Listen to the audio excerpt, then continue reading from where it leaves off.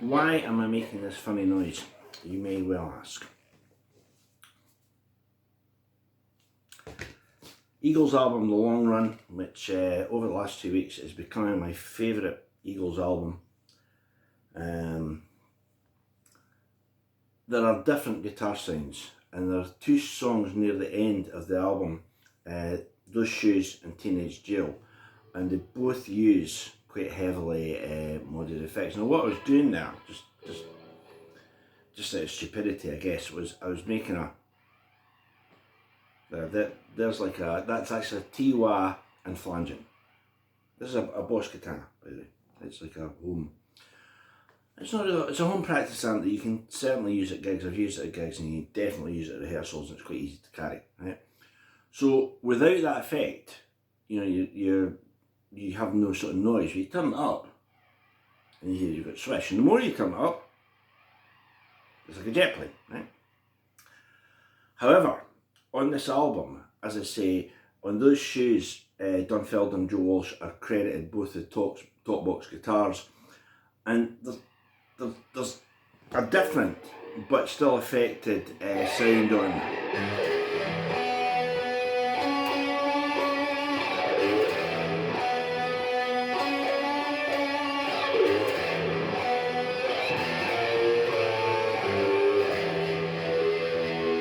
That was Teenage Jail.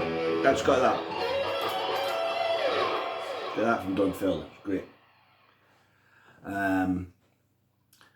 But we'll get to that one later. This is like Those Shoes, and I'm going to turn off the effects when I talk through the solo, but I think to get a feel for it.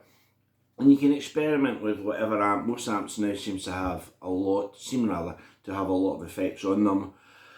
You could experiment with something, or maybe use a pedal. You could use an octaver, or a flanger, or a phaser, or a, you know, whatever. But getting the sound right is never going to be as important, in my opinion, as getting the notes right and the phrasing right and the feel. You know what that hand does, what this hand does, right? So, so you can hear it swishing. You hear that airplane overhead, right? Those Shoes, got two guitar parts.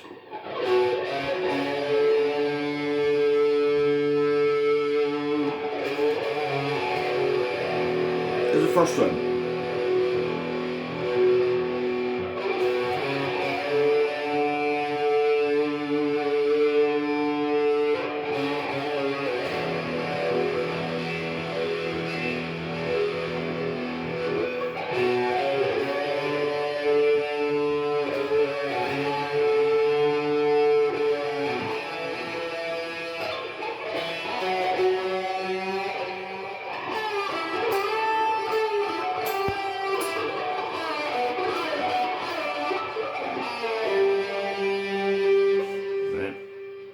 That's one part, but there's another part, and the other part does this. So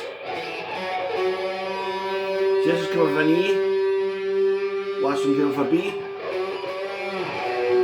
and that makes the lead chord.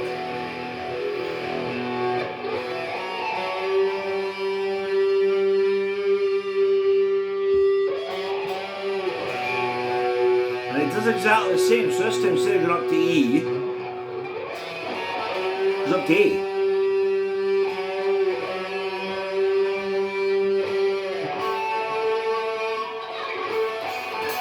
Cut it off.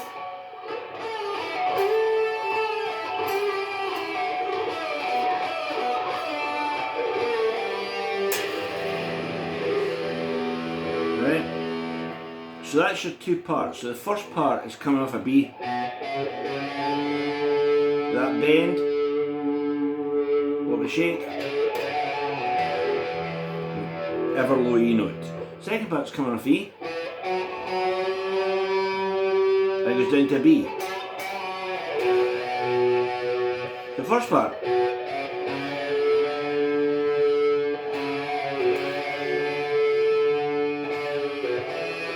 up to E, cut it off, and then we go right up here and bend a G, bend a D,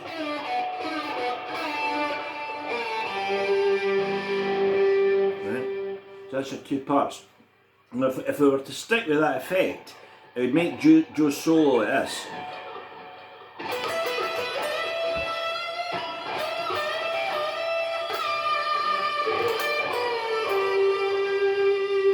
Right? Now it does have an effect on it, as I'm sure you know, if you're a massive Joe Walsh fan. You know, there's a lot of Joe Walsh stuff that's got a heavy phased effect. It sounds absolutely magnificent when he does it. And when he comes into that line, you hear it phasing?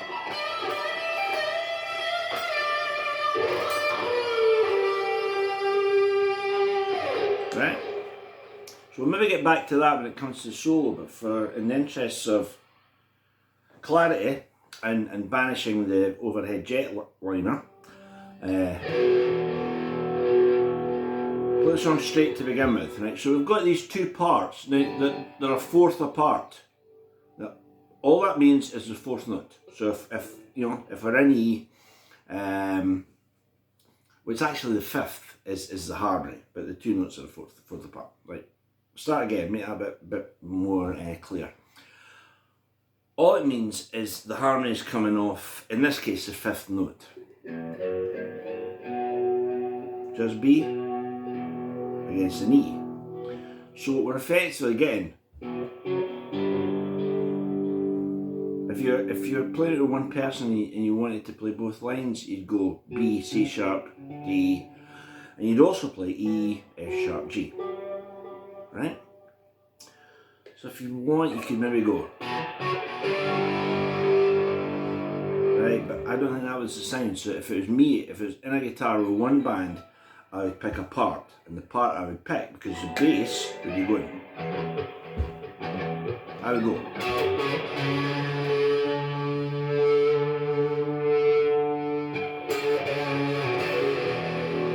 So I would take that part, right? So let's take that as the main part. So that's B, C sharp, D. Give it a little wiggle. Right, play it twice.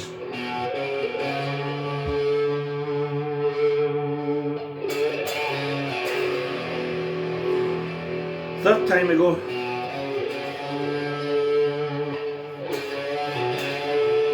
Then we got to an E note. F sharp. Cut it off. Right?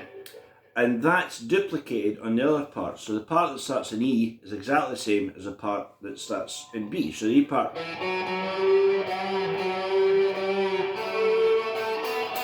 Cut it off. B part.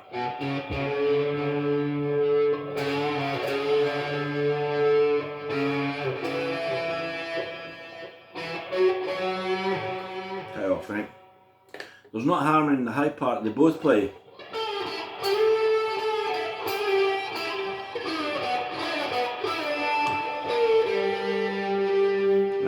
So that's coming off. I jump up there on the G string. You could go here.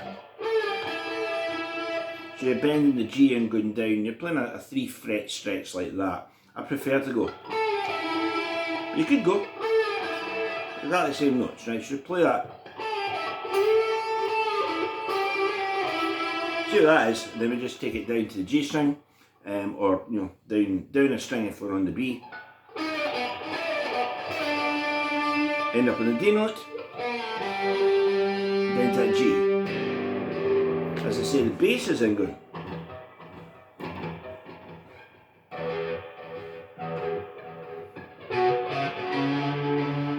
Right. There's a rhythm guitar part, probably a little bit less delay. The rhythm guitar part's down there.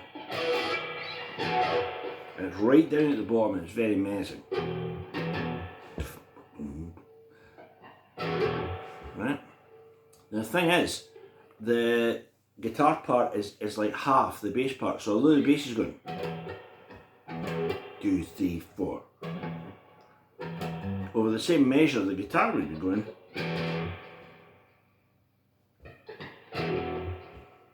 Right? So the guitar's not going, and then the other one's going.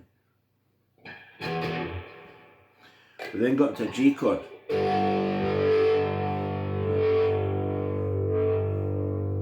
an A. So with this modulation, C, then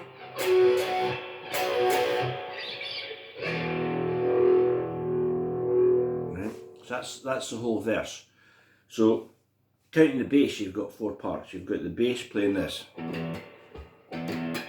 which they play at the end. Right up. Right at the end, right? But the guitar, as I say, is playing half that. Ba-bap. Ba-bap. Then we've got to the G chord. You just want something to talk to, they just want to get their hands on you. A. Right. There's a run up that goes A, B, C. There's a C chord and it's fantastic.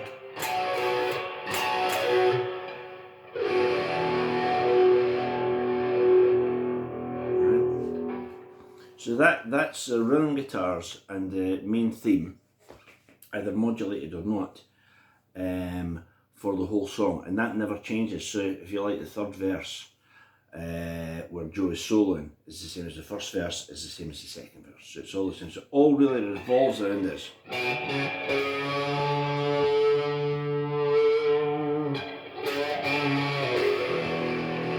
That's duplicated coming off D.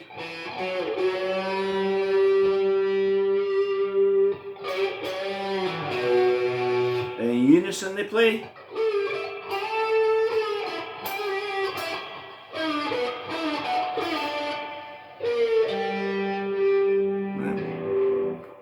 I'll come back in a minute, I'll show you Joe Walsh's solo, which is absolutely fabulous.